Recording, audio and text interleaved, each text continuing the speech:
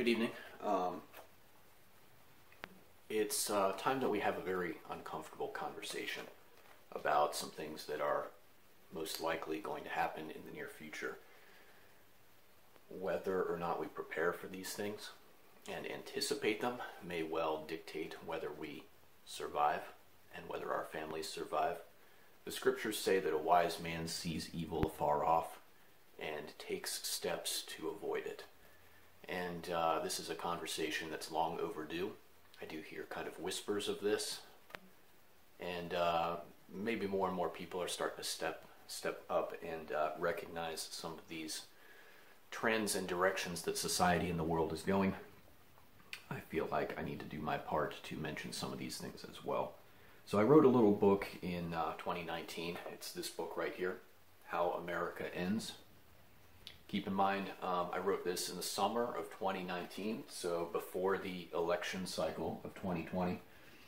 In this book, which is really a study of the Mystery Babylon prophecies in scriptures, I talk about how that end times entity is destroyed, and there are many of the prophets in the Bible.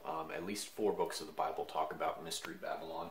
And there are extensive passages that deal with it. I do believe that the United States of America is the premier nation of the Mystery Babylon world system right now. And we know from Bible prophecy that the United States simply does not figure into what's going to happen in the end times. So, by logical extension, something is going to take the United States off the table before we get to the very end of history as we know it. And so in that book, I made an interesting prediction because the Bible is very clear. There are passages in Isaiah and Jeremiah that talk about within this nation, Mystery Babylon, before the end, there's going to be wars and rumors of wars, but then there's going to be violence in the land, ruler against ruler, before the end.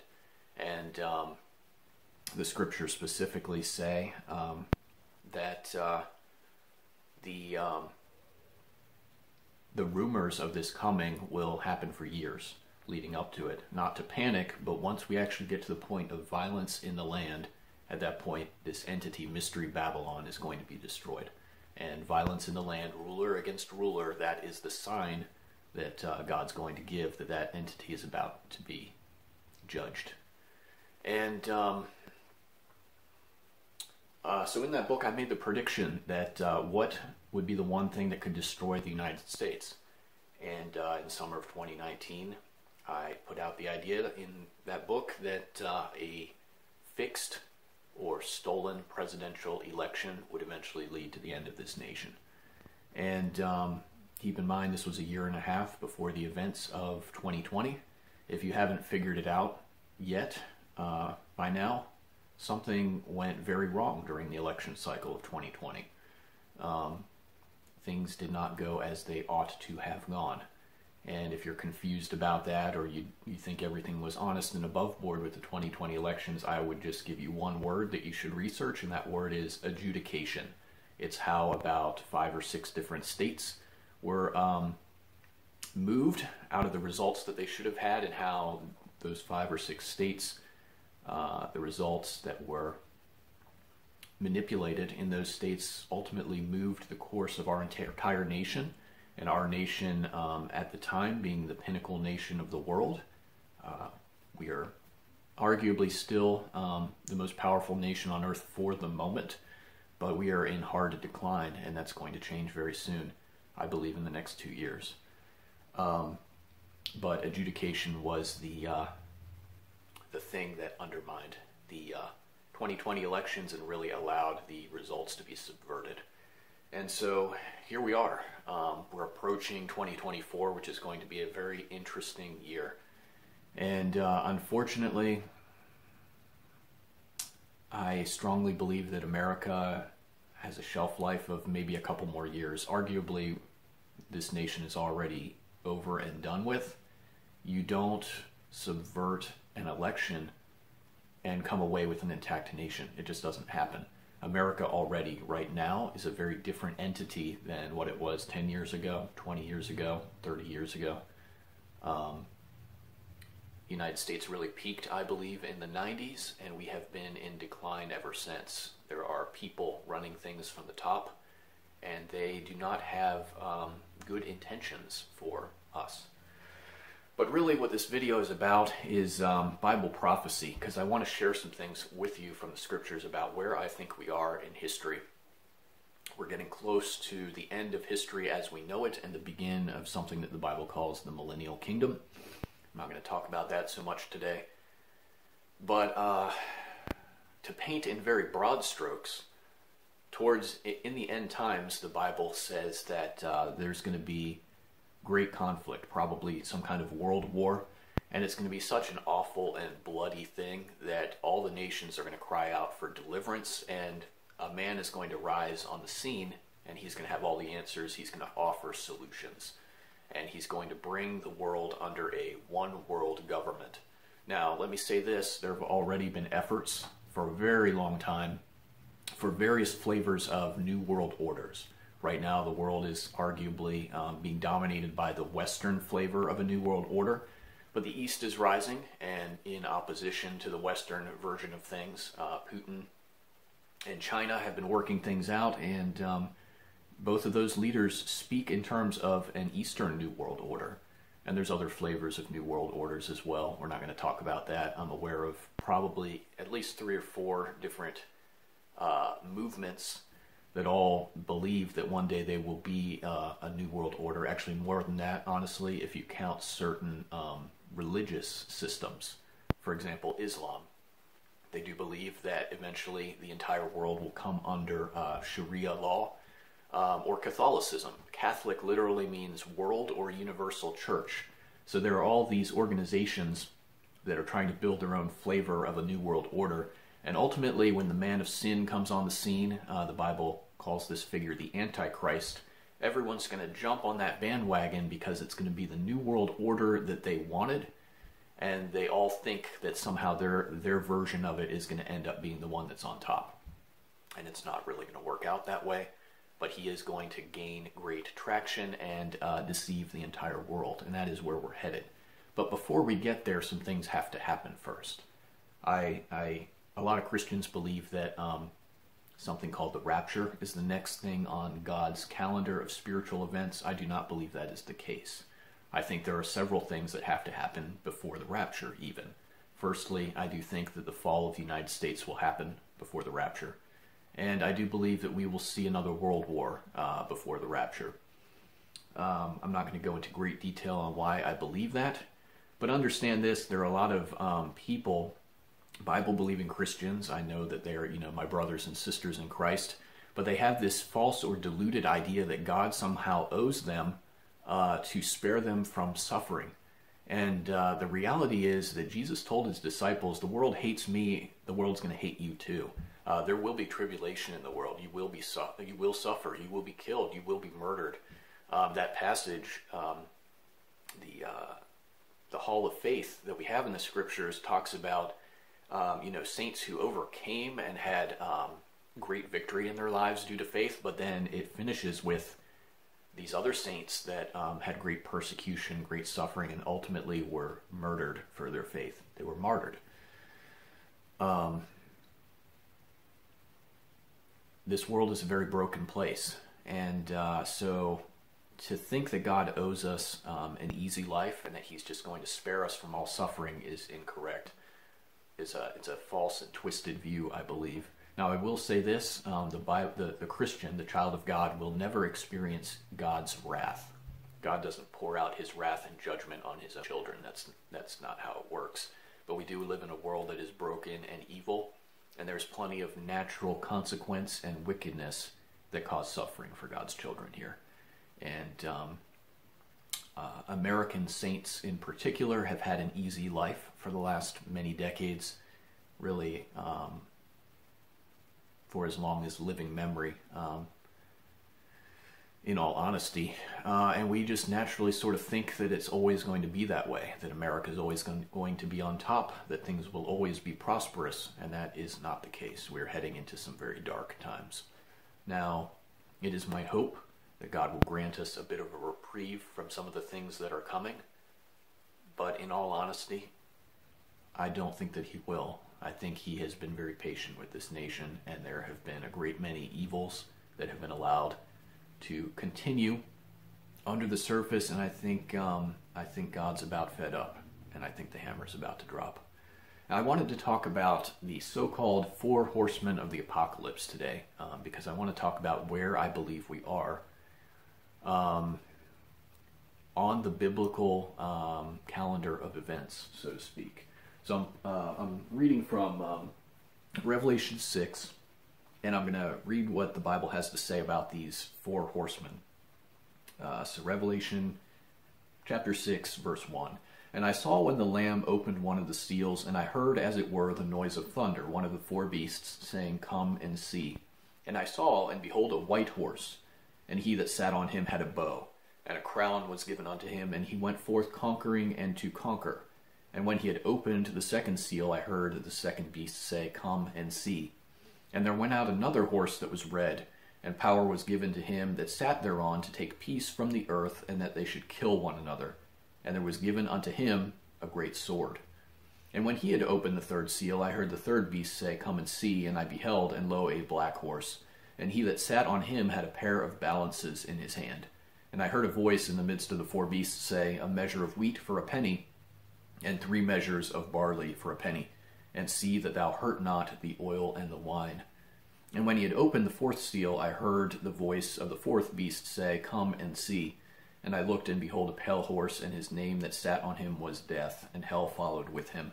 And power was given unto them over the 4th part of the earth to kill with sword, and with hunger, and with death, and with beasts of the earth. And when he had opened the 5th seal, I saw under the altar the souls of them that were slain for the word of God and for the testimony which they held. I'll go ahead and stop there.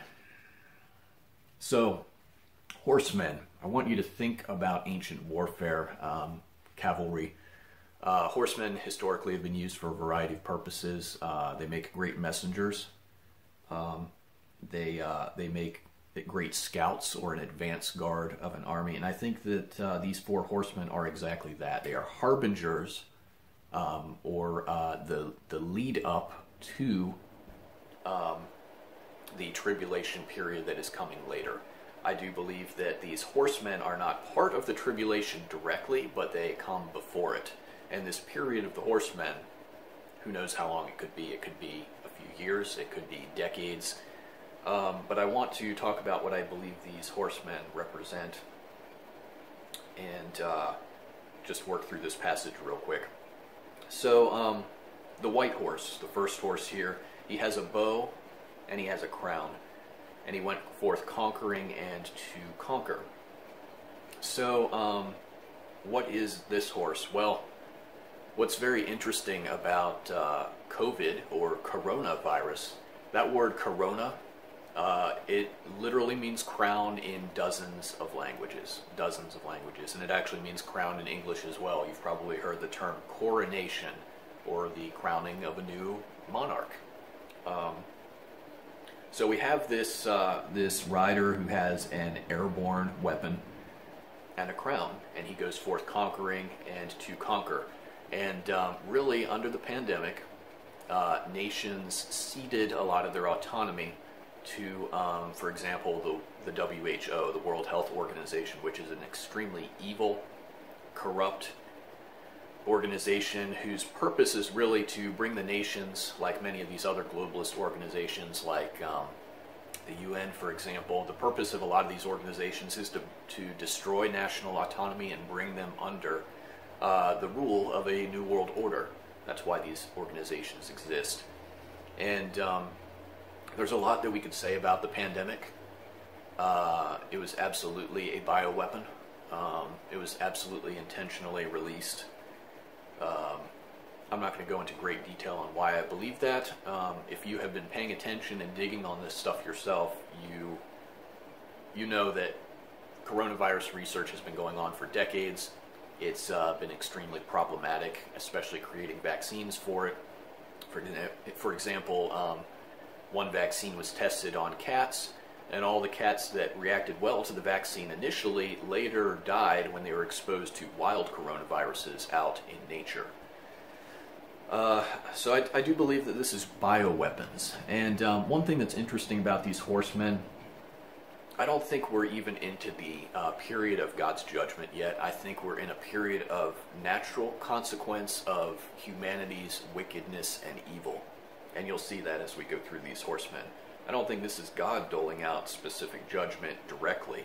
I think this is God just letting humanity suffer the outcome of, you know, the people we've allowed to rule us, and their choices and their actions. And I do think that this first horse, the white horse, with this airborne weapon, the bow, I think that we're talking about man-made bioweapons. And I don't think we've seen the last of pandemics.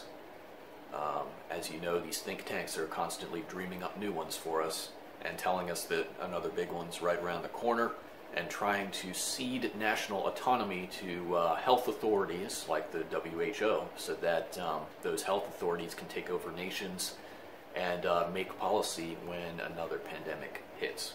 And that's exactly the purpose of this horseman. He went forth conquering and to conquer.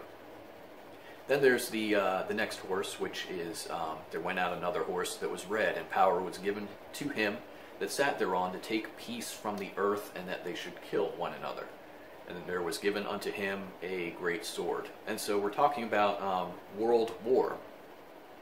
And I think if you're paying attention to what's going on right now internationally, terrible things are going on in the world. We have the Ukraine situation, which, if you've watched some of my other videos, the United States propped up the current regime in Ukraine. And we've instigated that war, and it's being used. The West is kind of trying to use it anyways to weaken Russia. Really what's happening is just Ukraine's being depopulated right now. Probably 600 to 700,000 Ukrainian men have died. Millions have fled. Ukrainian people are really hurting. And Putin has said it's a tragedy because really, you know, these people are they're Russian speakers. It's a war. It's essentially a civil war. It's, you know, brothers fighting against brothers. The historic, I believe at one point Kiev was actually the historic seat of Russia. So, you know, this is it's a terrible thing, and the West keeps that meat grinder going because you know, depopulation is one of the agendas of the people who rule the Western New World Order. And anyway, world war. And Ukraine is just one example. Now we see what's going on in Gaza, and all the Islamic nations are now quite upset with Israel and coordinating, and we're probably going to see another war in the Middle East. We see these nations in Africa throwing off colonial rule and colonial ties and banding together. And the United States is sending, you know, military advisors there, and other nations are as well, to support, for example, France, who is probably going to want to reclaim some of their wayward colonies. And then we see what's going on with in South America with, I believe it's Venezuela. We just see all these conflicts popping up around the world. There are others. Honestly, I'm surprised at this point that China has not taken Taiwan. There's been a lot of turmoil economically and otherwise within China. I think God has put the pressure on that nation, and that's really the only reason that they have not made a move to take Taiwan. But I think that's coming, and that may even come in 2014 here, or 2024 here. I don't know. But we just see things escalating around the world. Old hatreds being unearthed and revitalized. World war is coming eventually. And out of that will rise the Antichrist, who will offer the peace solution to all that. All right, the third beast. And when he had opened the third seal, I heard the third beast say, Come and see. And I beheld, and lo, a black horse, and he that sat on him had a pair of balances in his hand. And I heard a voice in the midst of the four beasts say, A measure of wheat for a penny, and 3 measures of barley for a penny, and see that thou hurt not the oil and the wine. So a black horse with a pair of balances. What's going on here? Well, this is economic hardship and famine specifically. And we're already starting to see the leading edge of this. So in the last few years, the cost of food has gone up by something like 35% is my understanding. That's just in a few years under the Biden regime. I want you to think about that a little bit. America is supposedly the wealthiest and most powerful nation on the face of the earth, and we're paying 35% more for food, and that's happened in just a few years. Across this country, we're also seeing systemic and intentional, and we're talking thousands of individual events, systemic and intentional targeting of food infrastructure. I don't know if you've been paying attention to those stories. Weird things like fires or explosions at dairy farms, or outbreaks of various diseases affecting pigs or chickens, and them having to be destroyed, supposedly for health safety.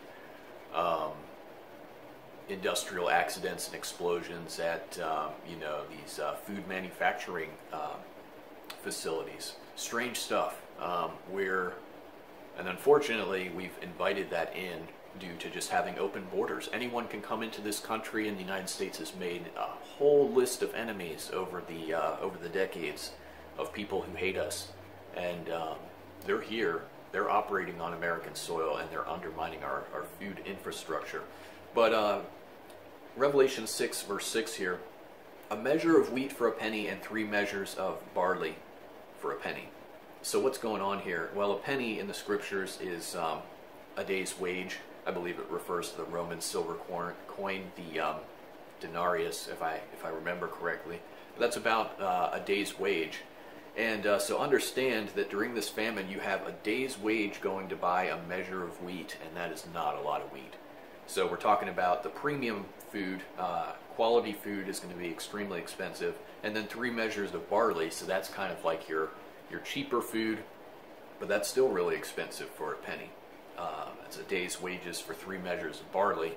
You can look up what exactly a measure is biblically online and kind of see for yourself how that's going to work out, but we're talking about great food shortages and extreme hardship. This is why I've been trying to give people the advice of seek food independence. What do I mean by that? Well, if you're getting most of your food from restaurants, fast food, or supermarkets, that's not food independence. You are food dependent. And what happens if the infrastructure of society breaks down to the point that no one's selling food anymore? The supermarkets are all shut down and empty or have been looted. Restaurants aren't running any longer. Where do you get your food? These are questions you need to be asking yourself. Do you have a garden? Do you have animals? And this was one reason that I, and then later my parents, have moved down here to the state of Tennessee. We do intentionally, and are intentionally seeking food independence. We really do see this as a necessary survival measure, possibly to save our extended family from death and from things that are coming. So if you don't have any kind of food independence, you need to be thinking about that. Even if you're not able to grow or produce your own food, you can still be saving up and storing dry foods, for example, rice and beans. One thing that I do is I get these 5-gallon buckets. I put a desiccant in there, and I put bags of rice and beans in there. I have several here, enough that I can personally live off of that for several months.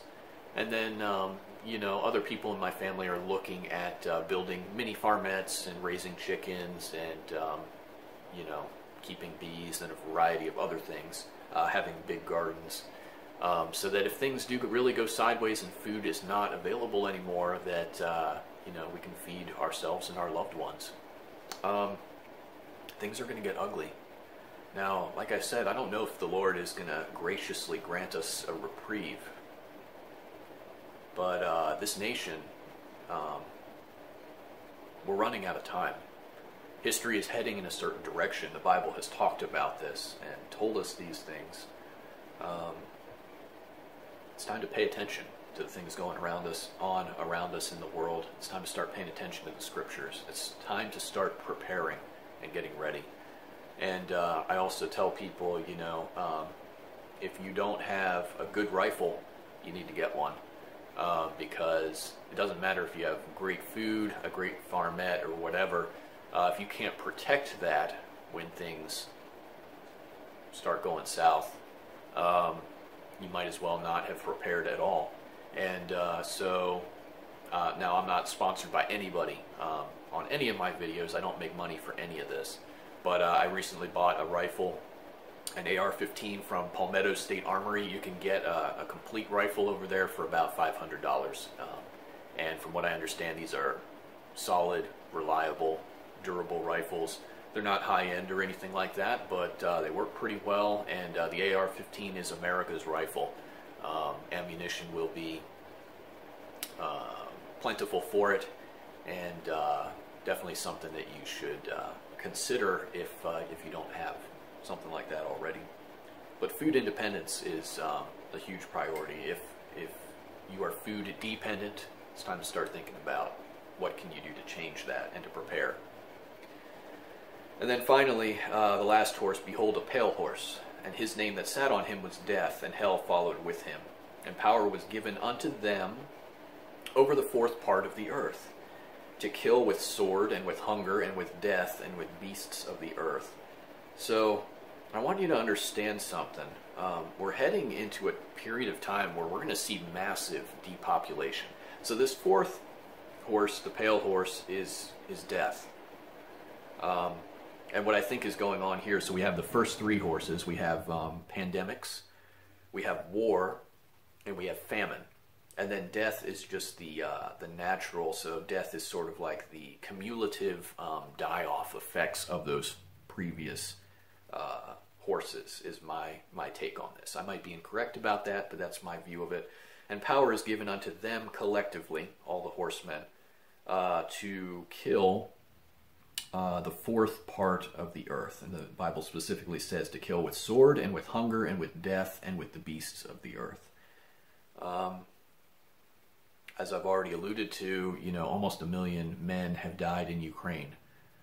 These other wars are heating up, and there's going to be far-reaching consequences of them. If any of these conflicts go nuclear around the world, we're talking much more results into death. And then speaking of COVID and the accidental deaths that have followed that,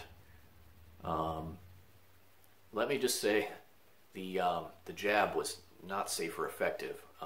Not long ago, the governor of New York mentioned if you were vaccinated during the pandemic, you need to get your vaccines updated because none of them are good anymore. If you're a thinking person, you should be thinking that through and say, well, what was the point of getting jabbed in the first place? There was none. Really, what what they are trying to establish going forward is that you will take whatever shots and medications the government or establishment tells you to take without question. That's really what they're shooting for, and it is in preparation for something that the Bible calls the mark of the beast down the road. Now, I do not think that the COVID jab was the mark of the beast, but I do think that it is precursor technology. It is related to it in some way. And a big part of that is just getting people to give up their body autonomy and take this stuff without question. Now, the government swore up and down that there was let me put it this way. They swore up and down that graphene was not an ingredient in the vaccines. And if you want to be really technical about it, they were telling the truth on that. Graphene, which is carbon nanoparticles, it was not an ingredient in the vaccines, but studies have now proven that it was getting into the vaccines through the manufacturing process. Understand that when you're cranking out billions of doses of something, the manufacturing process is not, it's not perfect. I mean, there's, and we saw in Japan, for example, that visible steel particulates were getting into their vaccines and contaminating them. And here we now know that graphene is in those. Graphene, once that's in your bloodstream, it's tearing stuff up. It's causing blood clots. I'm aware of several studies that are being suppressed by the medical establishment right now, but according to these studies, we are seeing 600,000 people die in the United States as a side effect of the jab at this point, and that is something that's going to accelerate. So in Germany, a conglomerate of health insurance organizations published data that showed that they had received 4 million jab injury claims related to the COVID jabs. This is a huge elephant in the room, and people are going to become more and more aware of it, that humanity was really poisoned with this stuff. By God's grace, I was shown, I latched onto VAERS and started digging around in there and doing research very early on during the pandemic. I passed that information on to my family. The majority of them opted not to get jabbed, and I did not either. Still a pureblood. Very grateful for that. But sadly, there's a lot of people that are have a shelf life now because of, well, I call it vacidental death. Anyway, these 4 horsemen together are going to kill a fourth part of the earth. So we've got about 8 billion people on the earth. The horsemen are going to result in the deaths of a quarter, or, about 2 billion people. That's pretty sobering. And then later on, there are going to be plagues that will kill, a further third of the earth's population. 8 million, we lose a quarter of that, we're down to 8 billion. Lose a quarter of that, we're down to 6 billion. You lose a third of 6 billion, you're down to half of what the original population was. You're down to 4 billion. We are heading into a time where we're going to see some massive depopulation due to these horsemen. In other words, the lead up to the tribulation and the culmination of the end times, and then later on due to God's judgment. It's going to be rough. As I said, I don't know if the Lord's going to give us a reprieve or not. My personal hope, because I do know that this nation is ultimately finished, it's just a matter of time. And more, even in media, you're seeing people starting to hint at this civil war theme. People know it's coming. And you don't compromise an election and have the country survive that. It just doesn't happen. And if the establishment tries to fix another election,